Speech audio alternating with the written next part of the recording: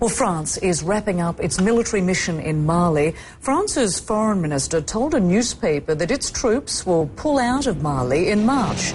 He also said French forces will continue operations in northern Mali, where some terrorist havens remain. France answered Mali's request for help by sending troops to force out Islamic militants from the north. The Islamist fighters were killed either in airstrikes carried out against vehicles carrying men and materials or in the ground fighting that took place at the towns of Konna and Gao. French Defence Minister Jean-Yves Le Drian described the figure of several hundred as significant and said that France had inflicted real damage on the Islamists. At the start of the fighting, experts were saying that between them, the three main groups in the Islamist alliance could probably muster around 3,000 combatants. And if that is the case, the loss of several hundred dead is indeed a big blow. France, meanwhile, has lost just one man, a helicopter pilot killed on day one. Judging by sheer numbers, then, it's been a one-sided contest, and one in which the French can claim to have quickly achieved their initial objectives.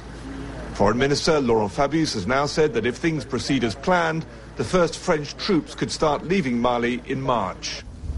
But of course, much remains unresolved, and in war, the unforeseen does happen. The gap between initial success and ultimate victory is a long one. The latest detachment of French troops from Mali. They left barracks in Clermont-Ferrand on the 18th of January and have travelled by sea and land via Senegal. Their mission now is to go from here in Bamako to the recently liberated city of Gao. Behind me there are about 140 vehicles as well as 450 personnel who have arrived after 4 days of travel from Dakar. France now has close to 4,000 troops in Mali, but they will not be there for too long. Foreign Minister Laurent Fabius said in an interview Tuesday they'll start coming home next month. We will continue military operations in the north, where some terrorist havens remain. I think that starting in March, if everything goes as planned, our troops should start being drawn down.